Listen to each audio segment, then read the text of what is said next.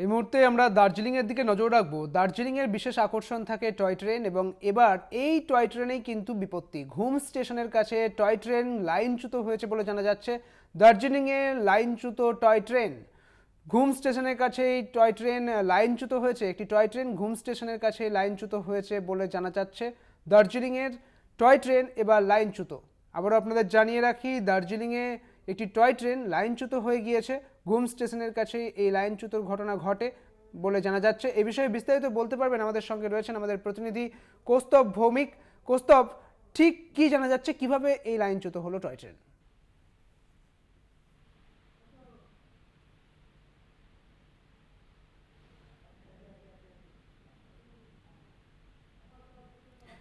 আমরা আবারও যোগাযোগ করার চেষ্টা করব। আমাদের সঙ্গে রয়েছেন আমাদের প্রতিনিধি কৌস্তব ভৌমিক। কৌস্তব, ঠিক কি কারণে এই লাইনচ্যুত হলো টয় ট্রেন?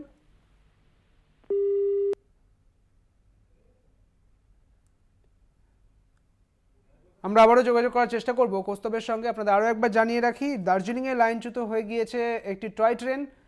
দার্জিলিংয়ের ঘুম স্টেশনের কাছে এই টয় ট্রেন কিন্তু লাইনচ্যুত হয়ে গিয়েছে। আপনারা জানেন যে দার্জিলিংয়ে এই টয় ট্রেনের একটা বিশেষ আকর্ষণ রয়েছে, কিন্তু এবার এই টয় ট্রেনেই কিন্তু লাইনচ্যুতর ঘটনা ঘটছে, যার ফলে যারা স্থানীয় বাসিন্দা রয়েছেন এবং যারা পর্যটক রয়েছেন তাদের চোখে মুখে কিন্তু দুশ্চিন্তা দেখা যাচ্ছে। এবং আপনারা জানেন যে এই টয় ট্রেন নিয়ে কিন্তু একটা বিশেষ আকর্ষণ মানুষের মধ্যে থেকেই যায়, কিন্তু যখন এই টয় ট্রেন লাইনচ্যুত হওয়ার ঘটনা উঠে আসছে তখন দুশ্চিন্তারই কথা। আবার আপনাদের জানিয়ে রাখি, দার্জিলিংয়ে লাইনচ্যুত হয়েছে একটি টয় ট্রেন। ঘুম স্টেশনের কাছে টয় ট্রেনটি লাইনচ্যুত হয়ে গিয়েছে। দার্জিলিংয়ে সেই ছবি আপনাদের দেখাচ্ছি, একটি টয় ট্রেন যা লাইনচ্যুত হয়ে গিয়েছে। সাধারণ মানুষ দুশ্চিন্তায় রয়েছেন। দার্জিলিংয়ে লাইনচ্যুত টয় ট্রেন। ঘুম স্টেশনের কাছে লাইনচ্যুত টয় ট্রেন, এই ঘটনা ঘটেছে ঘুম স্টেশনের কাছেই। দার্জিলিংয়ে লাইনচ্যুত হয়ে গিয়েছে টয় ট্রেন। বিস্তারিত বলতে পারবেন, আমাদের সঙ্গে রয়েছেন আমাদের প্রতিনিধি কৌস্তব ভৌমিক। কৌস্তব, ঠিক কী কারণে এই ঘটনা ঘটলো? দেখো, যেমনটা বলছিলাম যে আচমকায় সেই টয় ট্রেন যখন সেই জয় রাইড পর্যটকদের নিয়ে ঘুমের থেকে দার্জিলিং এর দিকে যাচ্ছিল, দার্জিলিং স্টেশনের দিকে, সেটা কিন্তু আচমকাই লাইনচ্যুত হয়ে পড়ে।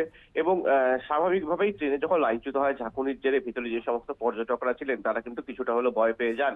তবে পরবর্তীতে তৎক্ষণাৎ দার্জিলিং হিমালয়ান রেলওয়ের যারা কর্তৃপক্ষ রয়েছেন তারা এই ঘুম স্টেশন চত্বরে আসেন এবং দীর্ঘক্ষণের প্রয়াসে সেই ট্রেনটিকে ফের একবার লাইনে দিয়ে তার গন্তব্যের উদ্দেশ্যে পাঠিয়ে দেওয়া হয়।